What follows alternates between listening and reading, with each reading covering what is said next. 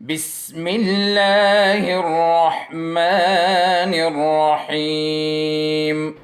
السلام علیکم عزیز طلبہ، آن لائن کلاس میں آپ کو خوش آمدید کہتے ہیں۔ کلاس ہشتم مضمون جغرافیہ اور لیکچر نمبر 3۔ آج ہم نئے چیپٹر کا آغاز کریں گے۔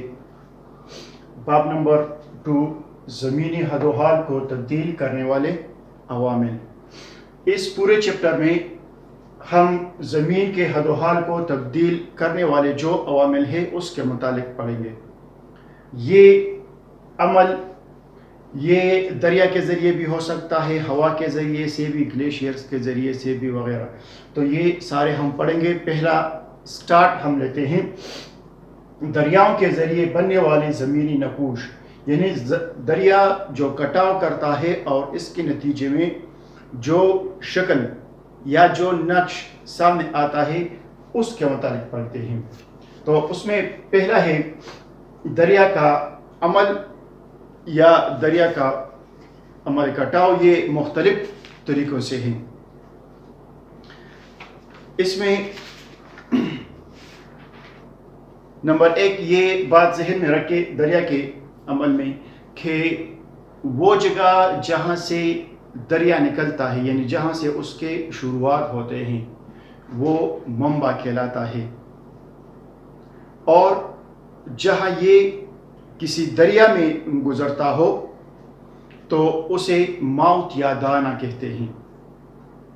ٹھیک ہے، جب یہ کسی سمندر میں آخری حد میں سمندر میں گرتا ہو تو وہ جگہ یا وہ پوائنٹ اس کا موت یا دہانہ کہلاتا ہے۔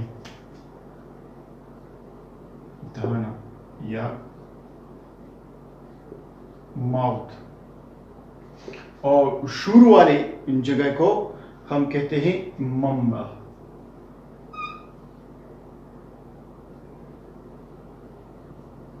یا سورس۔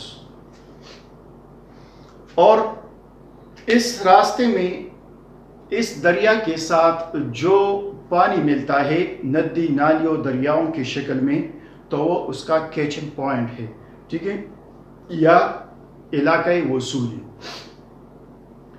اس کے بعد ہم آتے ہیں دریا کا عمل۔ دریا اپنا عمل 3 طریقوں سے کرتا ہے۔ ایک کو ہم عمل کٹاؤ، دوسرے کو دریا کا عمل انتقال، تیسرے کو دریا کی تہ نشینی کا عمل، یا اس کو کہتے ہیں عمل تہ نشینی بھی اسے کہتے ہیں۔ اچھا، اب یہ عمل دریا جو عمل کٹاؤ کرتا ہے یہ مختلف طریقوں سے کرتا ہے۔ اس میں نمبر 1 کو ہم کہتے ہیں کورید یا رگڑ۔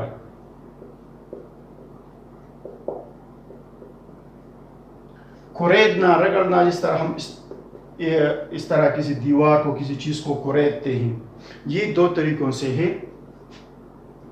یہ فرض کرے دریا ہے، یہ دریا کا بیٹ تہ ہے، اس کے سائڈ پشتے ہیں، ٹھیک ہے، یہ عمودی سائڈ سے بھی کوریدتا ہے اور افقی سائڈ دونوں سے، یعنی جب کسی دریا میں پانی گزرتا ہے تو اس کے کناروں کو بھی کاٹتا ہے اور اس کی تہ کو بھی کاٹتا ہے۔ 2 طریقوں سے یہ ہوتا ہے۔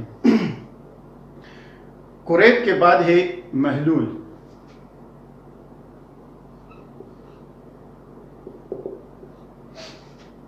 اب عام طور پر تو ہم محلول یا سلوشن اس کو کہتے ہیں کہ جب پانی کے ساتھ مختلف اجزاء مل جائے اور اس سے کوئی نیا آئٹم بن جائے، وہ سلوشن ہے۔ تو بالکل اسی طرح سے یہ بھی ہے کہ پانی کے ساتھ جو دوسرے نمکیات یا منرلز، معدنیات وغیرہ ملتے ہیں تو اس وجہ سے اس پانی کو محلول کہا جاتا ہے۔ تیسرے کے ساتھ پانی کی حر کی قوت کا عمل، یعنی آپ کے پیج 17 پر ہے کہ یہ بہتے پانی کی وہ قوت جس کے ذریعے دریا ٹھوس چٹانوں کے کمزور حصوں کو کاٹ کر بہا لے جاتا ہے۔ فرض کرے ایک بڑا پتھر ہے اور اس کی کمزور جگہ پر یہ ٹوٹ پھوٹ کا شکار ہو جاتا ہے، تقسیم ہو جاتا ہے چھوٹے چھوٹے پتھروں میں، تو اس کو کہتے ہیں پانی کی حر کی توانائی یا حر کی قوت۔ عملی گساؤ ہے اس کے بعد 4 نمبر پہ،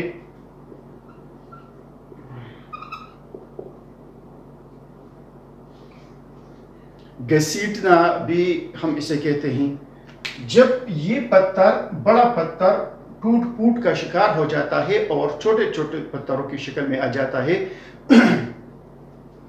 تو اس کا وزن کم ہو جاتا ہے، اور جہاں پہ پانی کی سپیڈ، رفتار تیز ہو تو وہاں پہ یہ چھوٹے چھوٹے پتھر یہ اپنے ساتھ گھسیٹ کر لے جاتا ہے آگے کے علاقوں کی طرف۔ تو یہ اس کا کیا ہے؟ عملی گساؤ ہے، یا ایٹریشن بھی اسے کہتے ہیں۔ دوسرے نمبر پر آتا ہے دریا کا عملی انتقال۔ انتقال مین ٹرانسفر، ایک جگہ سے دوسری جگہ منتقلی کو کہتے ہیں۔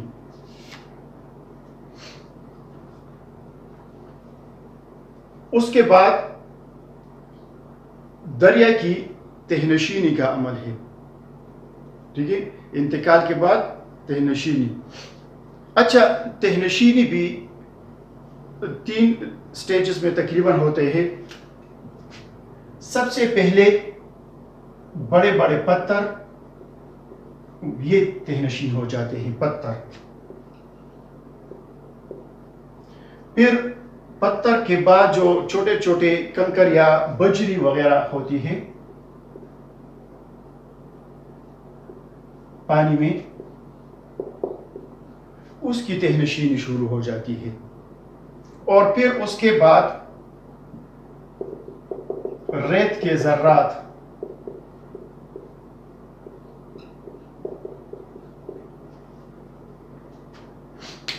اس ریت کے ذرات کی جہاں پہ پانی تیز ہوتا ہے، جس طرح سوات کے علاقوں میں یا دیر کے علاقوں میں وہاں پہ پانی تیز ہوتا ہے تو پتھر وہ گھسیٹتا رہتا ہے، منتقل کرتا رہتا ہے۔ یہ وہاں پہ آسانی کے ساتھ تہنشین نہیں ہوتا، بلکہ ہمیں وہ نظر نہیں آتا، لیکن یہ نیچے سے باقاعدہ اس کا توڑ پھوڑ کا عمل وہ شروع ہوتا ہے۔ جب پانی تھوڑے ہموار علاقوں کی طرف آتا ہے اور پانی کی قوت کم ہو جاتی ہے تو پتھر اس علاقوں میں رہ جاتے ہیں، اور بجری جو ہے وہ آگے آ جاتی ہے۔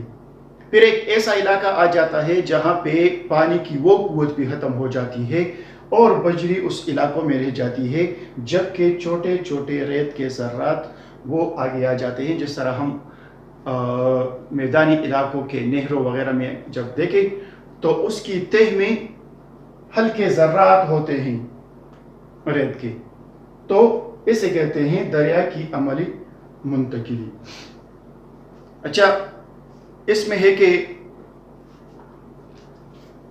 اس عمل سے جب یہ سارا عمل ہوتا ہے تو مختلف زمینی نقوش بھی بنتے ہیں۔ یہ مرحلہ بالائی علاقوں میں مختلف ہوتا ہے، میدانی علاقوں میں مختلف ہوتا ہے، ٹھیک ہے۔ اچھا، اس کے بعد ہم آتے ہیں بالائی اور پہاڑی مرحلے کی طرف۔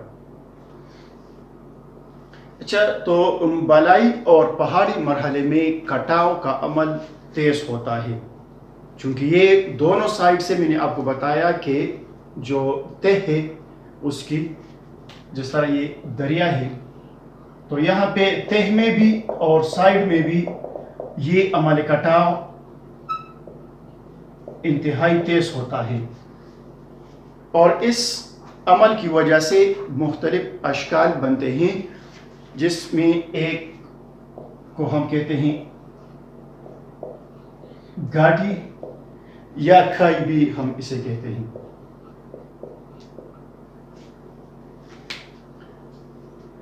تصویر میں آپ کو بالکل واضح نظر آ رہا ہے، اس تصویر میں۔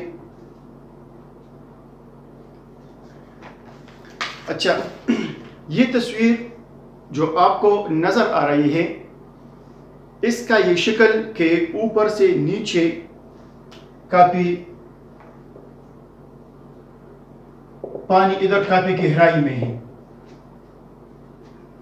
اب یہ پانی کی موجودہ شکل جو ہے یہ پہلے ایسی نہیں تھی، بلکہ یہ ہو سکتا ہے کسی زمانے میں یہ دریا ادھر بہہ رہی ہوتی ہو، لیکن عمل کٹاؤ کی وجہ سے دریا نے اس کے سائڈ کو کاٹ کر، اس کی بیڈ کو کاٹ کر مزید نیچے کی طرف گیا ہے. ٹھیک ہے، تو یہ ہے اس طرح. یہ کوہستان میں ایک گاڑی ہے داسوپٹن، یہ اس کی ایک تصویر ہے. داسوپٹن اسی توڑ پھوڑ کی وجہ سے یا عمل کٹاؤ کی وجہ سے یہ سامنے آئی ہے. اس کے بعد ہے وی شیپ.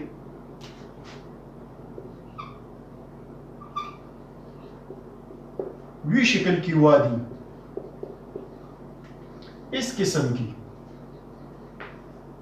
جب ایک چھوٹی سی ندی یا گلیشیئر کا پانی تیزی کے ساتھ نیچے کی طرف بہتا ہو تو یہ اس علاقے کو مزید کاٹتا رہتا ہے، اور کٹاؤ کی وجہ سے اس کی گہرائی میں اضافہ ہوتا ہے، اور یہ ایک ایسا شکل بنا دیتا ہے جو بالکل اس طرح وی شکل کی ہو. اکثر اس طرح وی شیپ وادی جو ہے عام طور پہ پہاڑی علاقوں میں پائی جاتی ہے. اچھا، اس کے ساتھ ایک اور لفظ یا ٹاپک آبشار ہے. آبشار کی بناوٹ بھی عمل کٹاؤ کی وجہ سے ہے. یہ شروع میں اتنا اوپر نہیں ہوتا، بلکہ یہ اس طرح نیچے آتا ہے، اور پانی کے نیچے جو کمزور پتھر یا چٹان ہوتے ہیں یہ پانی اس کو کاٹتا رہتا ہے، اور آخر کار یہ انتہائی ایسی شکل اختیار کرتا ہے کہ پانی کافی بلندی سے نیچے کی طرف آتا ہو. ٹھیک ہے، اور آبشار کی تعریف میں بھی ہم یہی کہتے ہیں کہ ایسا پانی جو کافی بلندی سے نیچے کی طرف گرتا ہو اسے ہم آبشار کہتے ہیں. اور آبشار کی بناوٹ یہاں میں نے واضح کر دی کہ یہ کمزور پتھروں کی توڑ پھوڑ کی وجہ سے ہوتے ہیں. جب پانی نیچے آتا ہو تو کمزور پتھر مسلسل کاٹتے رہتے ہیں اور یہ نیچے جاتا رہتا ہے، تو اس وجہ سے یہ کافی بلندی میں ہمیں نظر آتا ہے. یہاں تک کافی ہے. امید ہے یہ آپ کو سمجھ آ گئی ہوگی. انشاءاللہ نیکسٹ ٹاپک میں ہم مزید عمل کٹاؤ کے متعلق پڑھیں گے. شکریہ. اللهم انفعنا بما علمتنا وعلمنا ما ينفعنا وزدنا علما.